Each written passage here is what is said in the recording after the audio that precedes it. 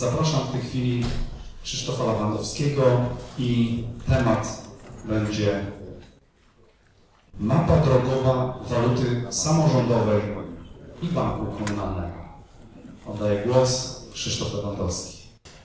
Więc zanim przedstawię Państwu krótką prezentację, która będzie pokazywała mapę drogową waluty samorządowej i banku komunalnego, chciałbym jeszcze parę takich zdań ogólnych refleksji na temat podtytułu naszej konferencji pierwszego dnia, mianowicie na temat pieniądza suwerennego. No, to określenie składa się z dwóch słów. Pierwsze to jest pieniądz i myślę, że już na tym etapie mamy wiele problemów w dzisiejszym świecie, żeby uchwycić, co to jest. Powiem może o pierwszym problemie, który tutaj w Polsce prześledził, niestety nieobecny na tej sali z powodów zdrowotnych, ale nasz współpracownik, bardzo zaangażowany, dwóch nawigatorów jutra, Jacek Rosakiewicz, który no nie mógł osobiście tutaj przybyć, ale myślę, że on głównie zajmował się tematem odpowiedzi, jak to się stało, że w Konstytucji mamy zapisy na temat suwerennej kreacji pieniądza przez Narodowy Bank Polski. Tymczasem fakty są inne.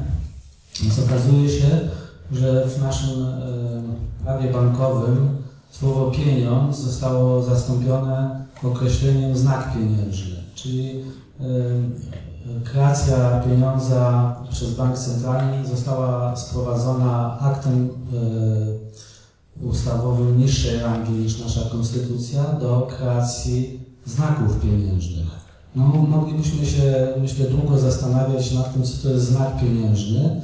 No, prawdopodobnie sprowadza się to do banknotów i monet, które obecnie emituje bank centralny. No, ale ja mam też taką refleksję, że w wyniku tej modyfikacji pieniądza, która stale następuje, to pieniądz w coraz mniejszym stopniu posiada jakiś wymiar materialny, jest wyłącznie znakiem elektronicznym, więc być może należałoby tę interpretację, która jest w prawie bankowym, czyli to, że pieniądz czy znaki pieniężne emituje Narodowy Bank Polski, rozszerzyć właśnie ze znaków drukowanych na papierze na po prostu znaki elektroniczne. I wtedy mielibyśmy prawdopodobnie to, o co chodzi w reformie, którą tutaj próbował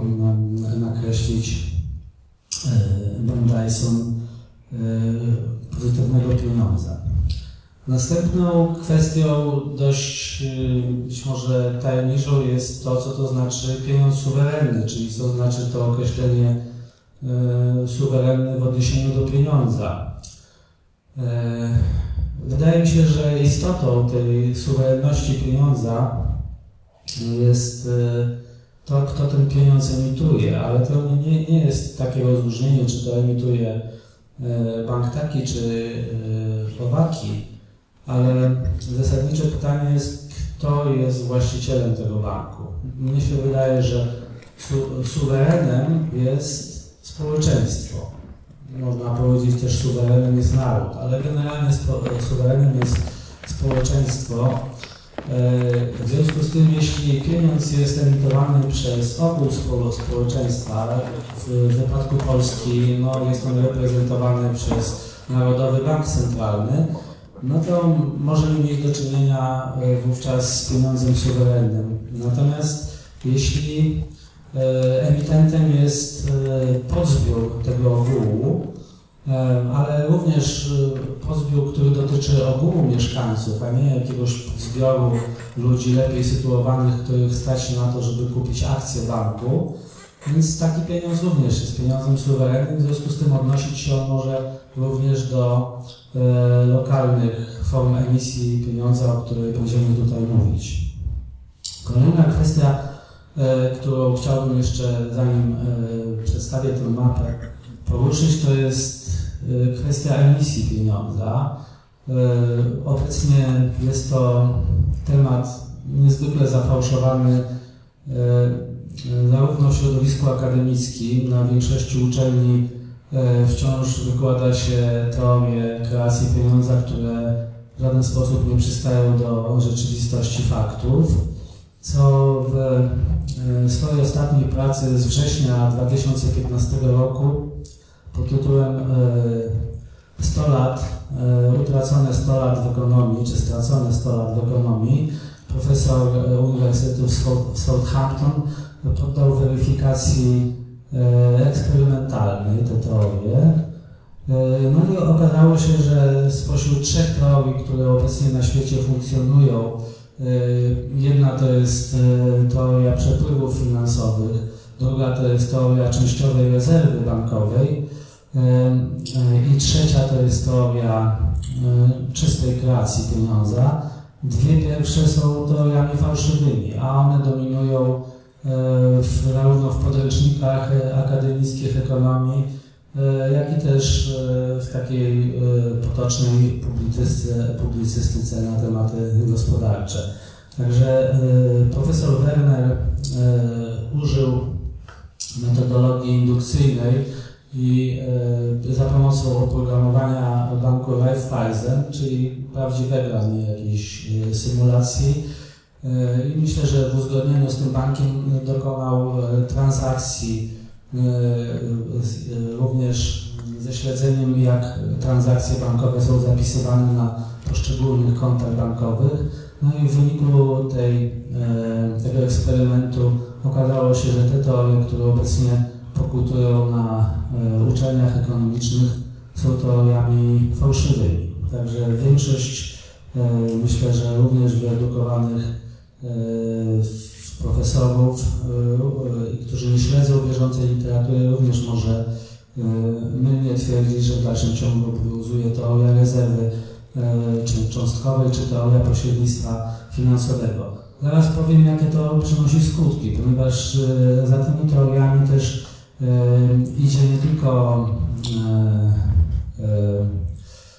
praktyka księgowa tych banków, różna w wypadku każdej z tych teorii, ale również polityki międzynarodowe, m.in. polityka Banku Światowego, która zakłada to, że dobre dla krajów jest to, jeśli na przykład Bank Światowy pożyczy tym krajom pieniądze, co w świetle jedynej właśnie tej prawdziwej teorii czystej kreacji kredytu jest nieprawdą.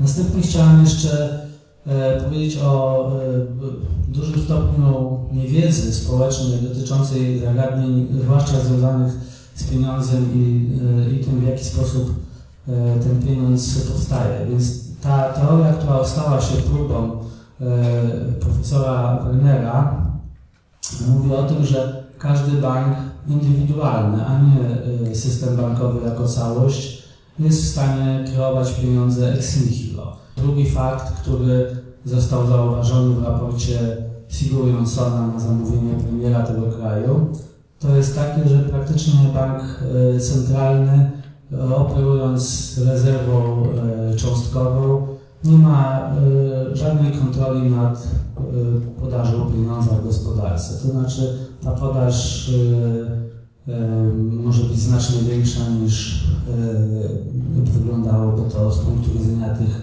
nieaktualnych modeli gospodarczych. Wreszcie chciałbym też powiedzieć parę słów na temat senioratu. Jest to termin, który w Polsce praktycznie dla większości osób jest zupełnie nieznany. Tymczasem wokół tego terminu to jest podstawowy termin, który umożliwia zrozumienie tego, jak korzystna jest dla osób emitujących pieniądz ta kreacja. Więc seniorat, którym ja się też tutaj posłużę w prezentacji, to jest różnica między wartością nominalną pieniądza, na przykład jeśli to jest 100 zł, to różnica między 100 zł a kosztem wyprodukowania tego banknotu 100 złotowego, który wynosi, no załóżmy 3 grosze. Także w wypadku banknotu 100 złotowego ten seniorarz czy seniorat wynosi 97,97%, czyli natomiast w przypadku pieniądza elektronicznego, który obecnie zdominował pieniądz na rynku, praktycznie ten seniorat jest bliski 100%, to jest 99,99 i jeszcze tam pewnie parę miejsc po przecinku to jest korzyść, jaką odnosi emitent z tytułu wyemitowania pieniądza. I jeszcze chciałbym zwrócić uwagę na jeszcze jedną rzecz, mianowicie na tak zwaną lukę nabywczą, którą na początku XX wieku odkrył Major Clifford Douglas, twórca kredytu społecznego. I w tamtych czasach, w latach 20., kiedy wybuchł kryzys, ta idea była mocno dyskutowana. Również osobiście Keynes dyskutował na temat tej luki nabywczej z prominentnymi ekonomistami, włącznie z Keynesem. Był również zapraszany do wielu krajów, m.in. do Japonii, gdzie chyba jako jedyny kraj przyjął go bardzo życzliwie, jego poglądy, i myślę, że Japończycy dużo do dzisiaj korzystają na tej myśli. W każdym razie luka nabywcza to jest kwota pieniędzy, która nie zamyka obiegu gospodarczego. Tak mógłbym to najprościej powiedzieć. Jeśli na przykład w Polsce krąży pieniądz i część tego pieniądza wypłynie poza granice naszego kraju, no to mamy do czynienia z luką nabywczą, ale Clifford Douglas odkrył również systemową lukę nabywczą związaną z amortyzacją majątku, która, jak wiemy, w dobie robotyzacji rośnie, ponieważ ten majątek produkcyjny, ten techniczny w postaci maszyn, robotów, oprogramowania itd., on rośnie w stosunku do funduszu płacy. Także amortyzacja też rośnie. No, amortyzacja wlicza się w koszty wszystkich towarów i usług, natomiast nikt tych pieniędzy nie dostaje do ręki. Także po prostu te pieniądze tworzą ceny, natomiast nie tworzą siły popytowej dla gospodarki. W związku z tym stale na rynku występuje niedobór pieniądza, który musimy wypełniać tym, że pożyczamy ten pieniądz jako gospodarstwa domowe, jako firmy, czy wreszcie jako państwa, czyli zadłużamy się, stwarzając bardzo dobre warunki dla przemysłu finansowego. Wydaje się, że system pieniądza jest podstawowym kapitałem społecznym i decyduje o tym, po pierwsze, w jakim dobrobycie się żyje. Z drugiej strony, czyli można powiedzieć, że stan świadomości społeczeństwa, które tworzy sobie dany system monetarny, jest bardzo ważny, prawda? Ponieważ to jest kapitał społeczny, który powoduje to, że tak stworzymy sobie system, że sprzyja równowadze w rozwoju gospodarczym, albo jeśli zaprojektujemy to w sposób zły i tego kapitału świadomościowego jest nas mało, no to tworzymy zły system pieniężny, a pieniądz jest podstawą całej gospodarki. Uczestniczy dzisiaj we wszystkim, nawet pustelnicy, którzy jedzą zupę, można powiedzieć, z miski pustelniczej, no ta miska też jest zrobiona za pieniądze, także pieniądz obecnie występuje wszędzie, nie można się od niego w żaden sposób uwolnić, jesteśmy na niego skazani. Także jeśli źle zaprojektujemy pieniądz, to będziemy odnosić skutki tego. I wydaje mi się, że taki źle zaprojektowany jest obecny system, który powoduje ogromne wycieki pieniądza z naszego kraju. Postaram się tutaj w tej prezentacji pokazać, jaka jest to wielkość. Także suwerenność oznacza publiczną własność kreacji pieniądza. Obecnie straciliśmy tę suwerenność na rzecz banków komercyjnych.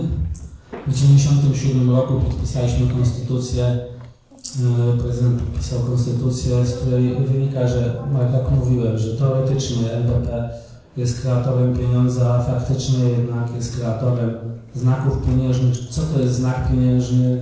Dobrze nie wiadomo. No. Polska nie posiada banków komunalnych.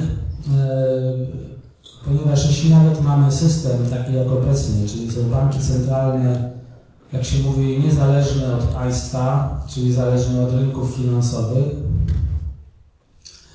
jedynym sposobem utrzymywania kreacji suwerennej jest posiadanie własnej sieci, czy państwowej sieci lub samorządowej sieci banków. Ponieważ obecnie większość pieniądza na rynku kreowana jest przez banki komercyjne, ale jeśli ten bank komercyjny jest w 100% własnością samorządu, no to można powiedzieć, niezależnie od wysokości oprocentowania, to oprocentowanie wraca do suwerena, czyli do społeczności, następnie jest dzielone poprzez podatki, dotacje itd. do społeczeństwa wraca. Natomiast w przypadku banków komunalnych oczywiście ten pieniądz trafia do prywatnych kieszeni. W takiej sytuacji, jak jesteśmy obecnie w Polsce, to ponieważ duża część banków to są banki zagraniczne, czyli ten pieniądz wyfruwa z naszego kraju. Mamy dobry przykład za granicami, to są Niemcy, w którym jest od czasów powojennych i twierdzi się, że to dzięki temu Niemcy zawdzięczają swoją wyjątkową pozycję gospodarczą. W Niemczech jest 15 300 banków komunalnych, zrzeszonych w Landesbanki. Praktycznie w każdym małym miasteczku, a być może nawet większej wsi jest Sparkassa, która odpowiada właśnie tej strukturze. W Polsce nie ma ani jednego banku komunalnego. Pytanie dlaczego? Nie potrafię na nie odpowiedzieć, ale może będą. Straty z tytułu niesuwerennego pieniądza są 3 rodzaje tych strat. Jeden to jest seniorat, czyli to, czego bank centralny nie wyemitował w postaci pieniądza pozytywnego, o którym była tutaj mowa, a zamiast tego wyemitowały to banki komercyjne prywatne. To jest ten seniorat. Następnie odsetki od kredytów, które patrząc na to globalnie, w ujęciu wielu krajów na świecie, mniej więcej połowa wszystkich spłat pożyczek, inaczej powiem, odsetki wynoszą tyle, ile mniej więcej spłaty rat kredytowych. W całym systemie gospodarczym są to dane chyba sumaryczne z 40 kilku krajów. Informacja ta była podana w książce Wojny o pieniądz.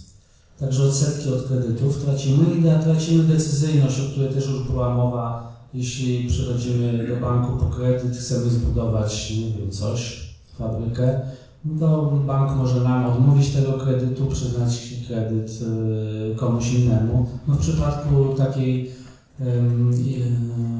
wyprzedaży banków polskich, to właśnie ten kredyt jest najczęściej przyznawany tym podmiotom zagranicznym, stąd cały mamy duży handel, na przykład przejęty przez zagraniczne korporacje. Ile to wynosi? Straty z tytułu senioratu w Polsce to jest mniej więcej około 840 miliardów złotych, plus dwa jeszcze czynniki, ponieważ w Polsce mamy średnią inflację w wysokości 3% i PKB też rośnie nam średnio o 3%, więc co roku musimy uzupełniać podaż pieniądza tak, aby pokryła te koszty inflacji i oczywiście pokryła koszty PKB. Też robią to obecnie prywatne instytucje bankowe, mógłby bank centralny. Łącznie jest to emisja na poziomie 90 miliardów złotych rocznie, której nie dokonujemy, a dokonują banki prywatne.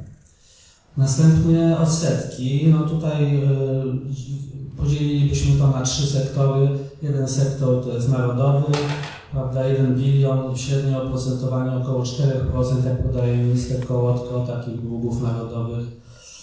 Czy to są straty rzędu 40 miliardów. Następnie odsetki od długów przedsiębiorstw, których jest około 330 miliardów, już z trochę wyższym oprocentowaniem w Polsce. I odsetki od długów indywidualnych, które mają najwyższe oprocentowanie.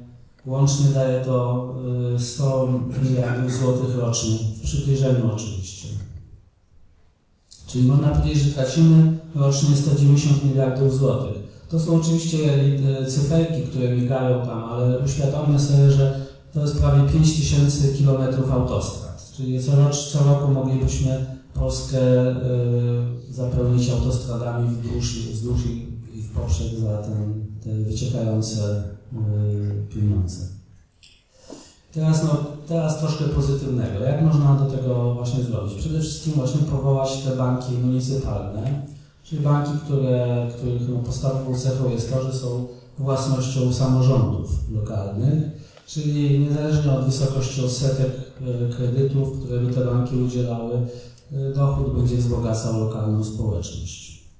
Pierwszy etap to jest, ponieważ lokalne samorządy są zadłużone głównie funduszami unijnymi, do których trzeba dopłacać wkład własny. Także trudno jest samorządom wygospodarować kwotę około 35 milionów złotych na założenie tego banku.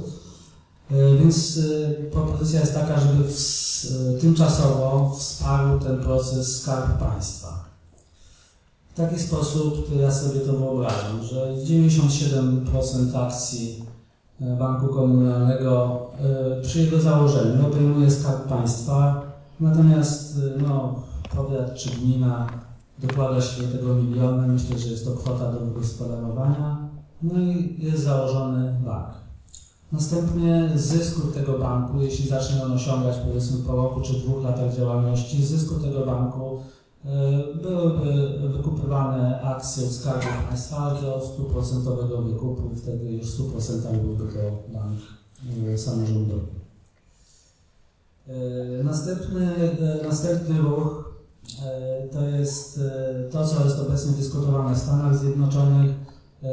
Też się tam dyskutuje na temat banków publicznych, ponieważ okazuje się, że jedynym bankiem, który bez szwanku wychodzi, bankiem centralnym w Stanach z różnych kryzysów, to jest Bank Północnej Dakoty, który nie przyłączył się do Fedu i po prostu jest niezależnym bankiem centralnym w Północnej Dakocie. Nie mają się go żadne kryzysy, świetnie funkcjonuje z roku na rok, przynosząc coraz większe zyski. I w Stanach Zjednoczonych właśnie myśli się obecnie też intensywnie na temat odtworzenia banków publicznych poprzez sieć pocztową.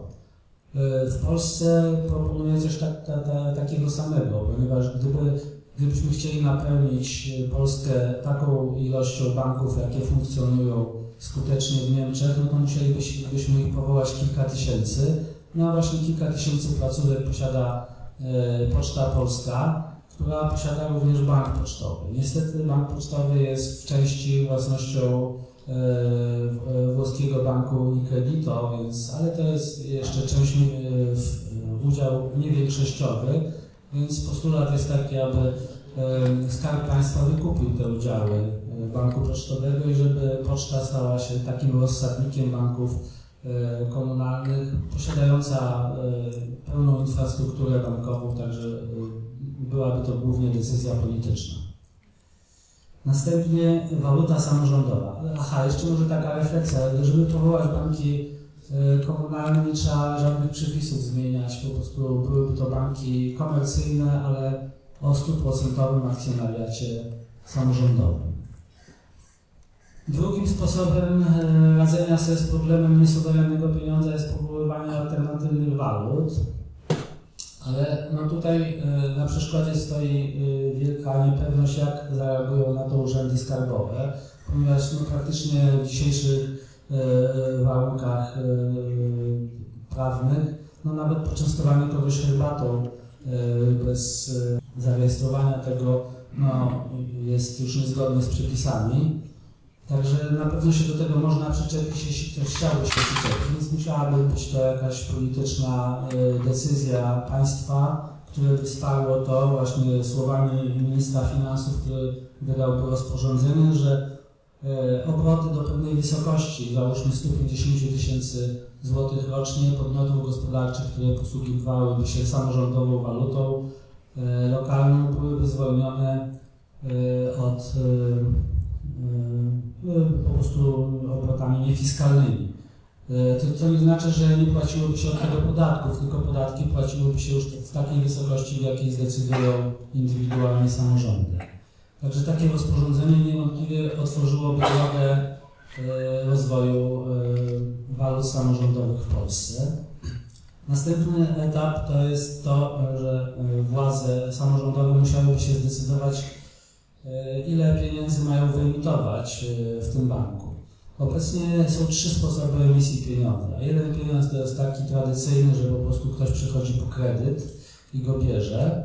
Drugi sposób emisji to jest taki, że bank dokonuje zakupów, na przykład buduje sobie swoją siedzibę i wtedy zadłuża się sam wobec siebie. I to jest drugi sposób emisji pieniądza. No i wreszcie jest trzeci sposób emisji pieniądza, niepraktykowany obecnie na naszym rynku, o którym mówił Ben Dyson, tak zwane helikopter money, określenie Miltona Friedmana, czyli właśnie pieniądz emitowany na rynek nie poprzez czyjś dług, ale na przykład w postaci dochodu podstawowego, któremu poświęcimy cały jutrzejszy dzień w konferencji. Także władze lokalne musiałyby się zdecydować, że na przykład emitują 5 milionów złotych w danym roku, licząc się z tym, że i oczywiście kolejna uchwała, żeby tymi pieniędzmi można było płacić lokalne podatki.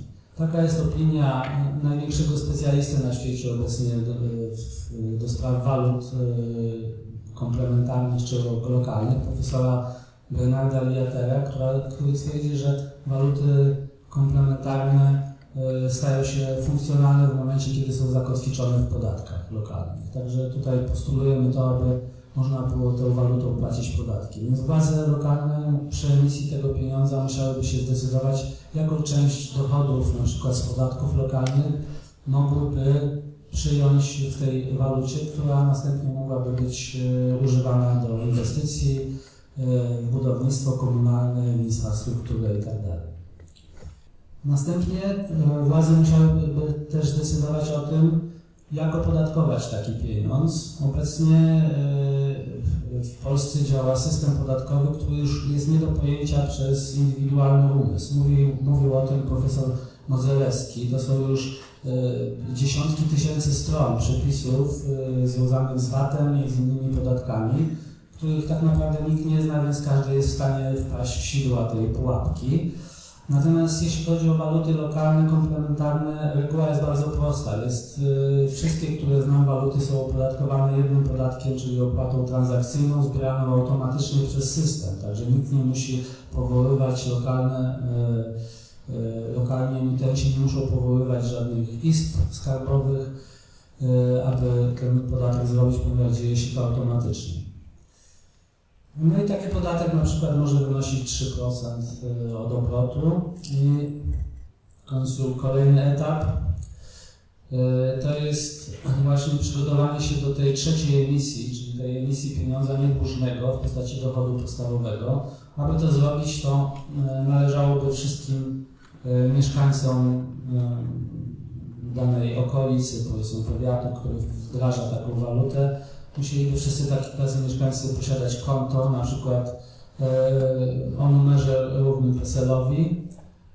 No i na to konto można by emitować następnie te uchwalone przez Radę Powiatu czy Radę Gminy, uchwalone kwoty załóżmy dochodu podstawowego czy dywidendy narodowej, jak mówił o tym Douglas, posługiwał się takim terminem. Myślę, że lepszy jest termin dywidenda, ponieważ pokazuje istotę, naturę tego dochodu. No i następnie transfer tych właśnie uchwalonych środków na indywidualne konta. Ten transfer z początku mógłby być wręcz symboliczny, na przykład 1 grosz tygodniowo, aby ludzie się przyzwyczaili w ogóle do tego, że posiadają konto w walucie komplementarnej a poza tym sama procedura zakładania tych kont i oswajania ludności z tym, że posiadają jakąś drugą walutę, to też jest kwestia zmiany świadomości. Więc lepiej to ćwiczyć w warunkach już realnych, że każdy posiada takie konto. Oczywiście ten 1 grosz symboliczny, jak już wszyscy mieli konta, mógłby być zamieniony na 1 złotówkę, a jakby obroty w tym alternatywnym środku transakcyjnym wzrastały, to mogłoby się to z czasem przekształcić w dochód podstawowy. Dziękuję za uwagę.